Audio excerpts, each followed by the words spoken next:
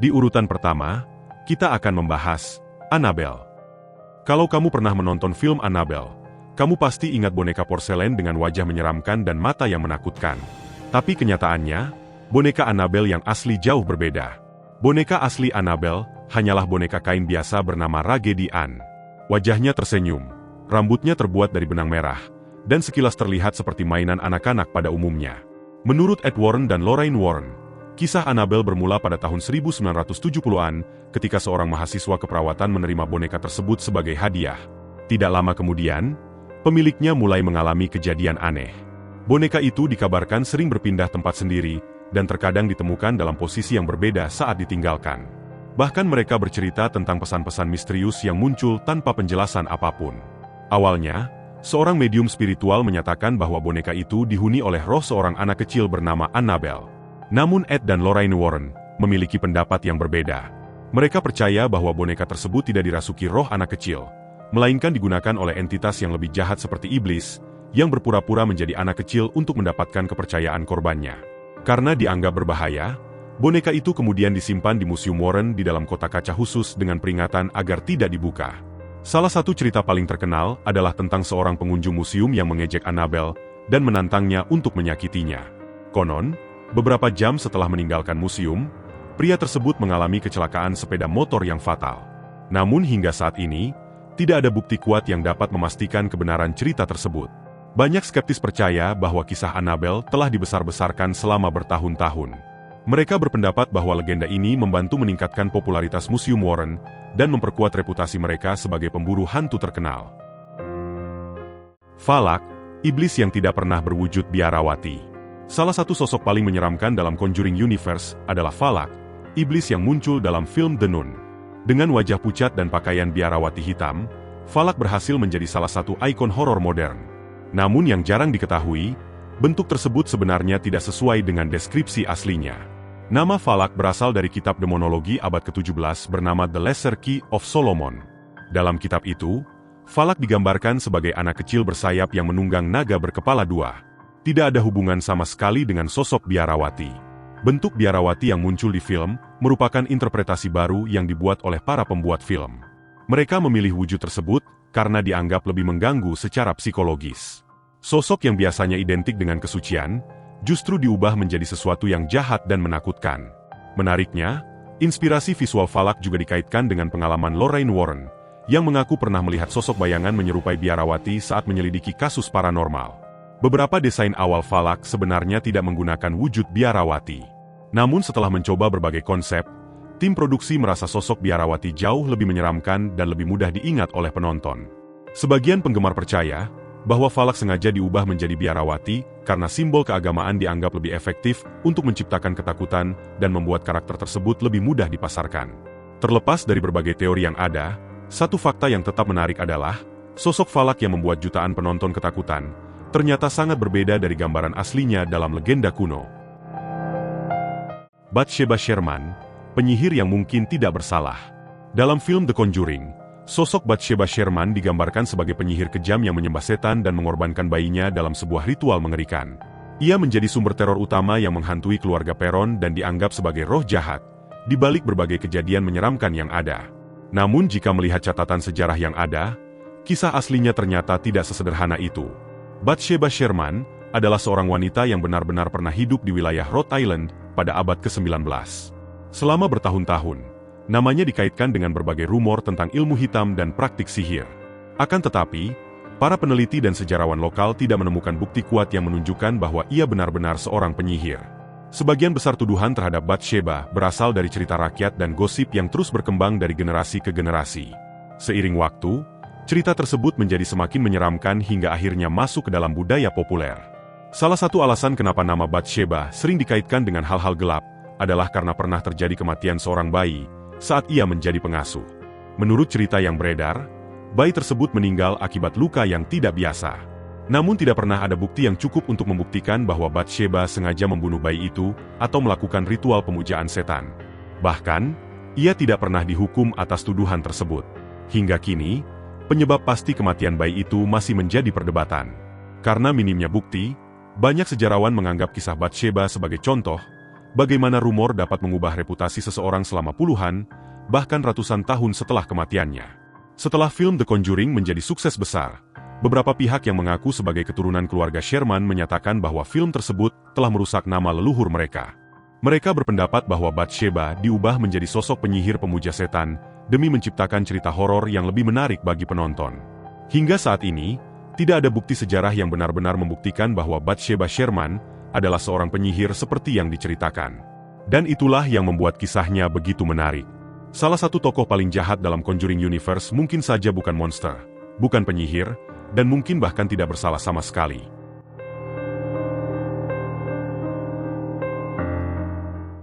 Di antara semua film dalam Conjuring Universe, The Conjuring Devil Made Me Do It mungkin merupakan salah satu yang paling kontroversial. Alasannya sederhana, film ini diangkat dari kasus pembunuhan yang benar-benar terjadi. Kisahnya bermula pada tahun 1981 di Connecticut, ketika seorang pria bernama Arne Shane Johnson membunuh pemilik rumahnya, Alan Bond, setelah terlibat pertengkaran. Yang membuat kasus ini menjadi berita nasional bukanlah pembunuhannya, melainkan alasan yang diberikan oleh Arne dan orang-orang di sekitarnya. Mereka mengklaim bahwa Arne tidak melakukan tindakan tersebut atas kehendaknya sendiri. Menurut cerita yang beredar, sebelum kejadian itu terjadi, seorang anak bernama David Glazel diduga mengalami kerasukan. Dalam proses eksorsisme, Arne dikabarkan menantang iblis tersebut untuk meninggalkan tubuh anak itu dan masuk ke tubuhnya.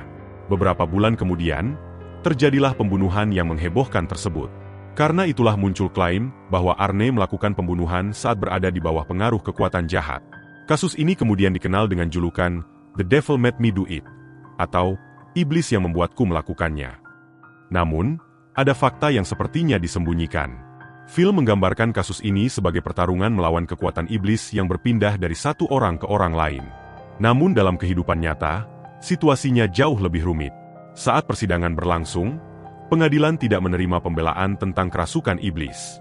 Hakim memutuskan bahwa klaim tersebut tidak dapat dibuktikan secara hukum. Banyak penyelidik dan pengamat kasus berpendapat bahwa pembunuhan itu lebih mungkin dipicu oleh kombinasi emosi, pertengkaran, stres, dan konsumsi alkohol daripada kekuatan supranatural.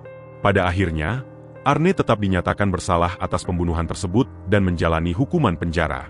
Karena kasus ini melibatkan Ed Warren dan Lorraine Warren, muncul teori bahwa cerita kerasukan sengaja dipublikasikan secara besar-besaran untuk memperkuat keyakinan masyarakat terhadap eksorsisme dan fenomena supranatural. Para skeptis berpendapat bahwa tidak ada bukti ilmiah maupun hukum yang mendukung klaim bahwa Arne benar-benar dirasuki iblis. Namun hingga hari ini, kasus tersebut tetap menjadi salah satu misteri paling terkenal dalam sejarah paranormal modern. Karena di balik satu pembunuhan nyata, masih ada pertanyaan yang belum terjawab. Apakah Arne Johnson benar-benar berada di bawah pengaruh sesuatu yang tidak terlihat? Atau semua itu hanyalah tragedi manusia yang kemudian berubah menjadi legenda horor? Hantu pengantin berdarah yang misterius. Di film Annabelle Comes Home, ada banyak benda dan roh menyeramkan yang tersimpan di ruang artefak milik Warren. Namun salah satu yang paling membuat penonton penasaran adalah sosok The Bride, hantu pengantin wanita dengan gaun putih dan wajah berlumuran darah. Berbeda dengan Annabelle atau Falak yang memiliki latar belakang cerita cukup jelas, film hampir tidak memberikan penjelasan tentang siapa sebenarnya sosok pengantin menyeramkan ini. Justru karena misterius, banyak penggemar menganggap The Bride sebagai salah satu roh paling mengganggu dalam seluruh Conjuring Universe. Yang menarik, banyak orang percaya bahwa karakter ini terinspirasi dari legenda White Lady, salah satu kisah hantu paling terkenal yang muncul di berbagai negara di dunia. Dalam banyak versi cerita, White Lady biasanya adalah roh seorang wanita yang meninggal secara tragis karena dibunuh, dikhianati, atau kehilangan orang yang dicintainya. Setelah kematiannya, ia dikisahkan terus berkeliaran dengan pakaian putih sambil mencari keadilan atau membalas dendam. Kemiripan inilah yang membuat banyak penggemar menghubungkan The Bride dengan legenda tersebut. Meskipun hanya muncul sebentar, penampilan The Bride cukup membekas di ingatan penonton. Wajahnya yang penuh darah, tatapannya kosong, dan kemunculannya yang tiba-tiba, membuat banyak orang menganggapnya lebih menyeramkan daripada beberapa hantu yang memiliki waktu tampil lebih lama. Bahkan setelah film dirilis, banyak penggemar berharap karakter ini mendapatkan film spin-off sendiri, meskipun hingga sekarang hal itu belum pernah terjadi. Karena identitasnya tidak pernah dijelaskan, berbagai teori pun bermunculan.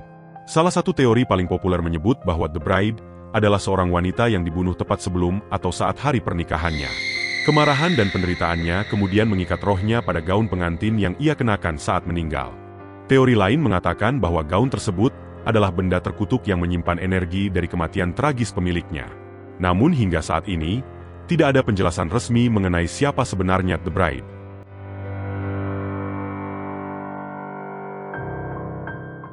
The Ferryman, iblis misterius yang nyaris tidak dijelaskan. Dalam Conjuring Universe, ada satu sosok yang hanya muncul sebentar tetapi berhasil membuat banyak penonton merasa tidak nyaman. Sosok itu dikenal sebagai The Ferryman. The Ferryman hampir tidak pernah dijelaskan dalam film. Ia muncul dengan penampilan mengerikan, wajah pucat menyerupai mayat, dan kehadiran yang terasa seperti pertanda kematian. Karena minimnya penjelasan, banyak penggemar mulai mencari kemungkinan asal-usul karakter ini. Salah satu teori yang paling populer menghubungkannya dengan legenda kuno tentang si penyeberang jiwa. Dalam berbagai mitologi Eropa, Ferryman adalah makhluk yang bertugas mengantar arwah orang mati menuju alam berikutnya. Mereka sering digambarkan sebagai sosok yang berdiri di antara dunia kehidupan dan dunia kematian, membawa jiwa-jiwa yang telah meninggal menuju tujuan terakhir mereka. Banyak penggemar percaya bahwa The Ferryman terinspirasi dari Charon, sosok terkenal dalam mitologi Yunani. Menurut legenda, Charon adalah penjaga yang mengantar arwah menyeberangi sungai Styx, sungai yang memisahkan dunia manusia dan dunia kematian. Karena itulah orang Yunani kuno sering menguburkan koin bersama jenazah agar jiwa mereka dapat membayar Charon untuk perjalanan tersebut. Jika teori ini benar, maka The Ferryman bukan sekadar iblis biasa, melainkan simbol kematian itu sendiri. Tidak ada penjelasan resmi dari film mengenai identitas asli The Ferryman. Hal ini membuat karakter tersebut menjadi salah satu misteri terbesar dalam Conjuring Universe. Banyak penonton bahkan tidak menyadari keberadaannya saat pertama kali menonton, karena waktu tampilnya sangat singkat. Namun justru karena misterius, karakter ini menjadi bahan diskusi di kalangan penggemar hingga sekarang. Beberapa penggemar percaya bahwa kemunculan The Ferryman adalah petunjuk tersembunyi bahwa Conjuring Universe sebenarnya tidak hanya mengambil inspirasi dari demonologi Kristen, tetapi juga dari berbagai mitologi kuno di seluruh dunia. Jika benar, maka dunia Conjuring mungkin jauh lebih luas daripada yang terlihat di film-filmnya. Iblis, roh, kutukan, dan makhluk mitologi dari berbagai budaya bisa saja hidup berdampingan dalam semesta yang sama. Sayangnya, hingga saat ini tidak ada konfirmasi resmi mengenai teori tersebut. Namun satu hal yang pasti, meskipun hanya muncul beberapa saat, The Ferryman berhasil meninggalkan kesan yang sangat kuat. Dan terkadang, sosok yang paling menakutkan bukanlah yang paling sering muncul, melainkan yang menyisakan banyak pertanyaan tanpa jawaban. Terima kasih sudah menonton video ini, dan sampai jumpa di video berikutnya.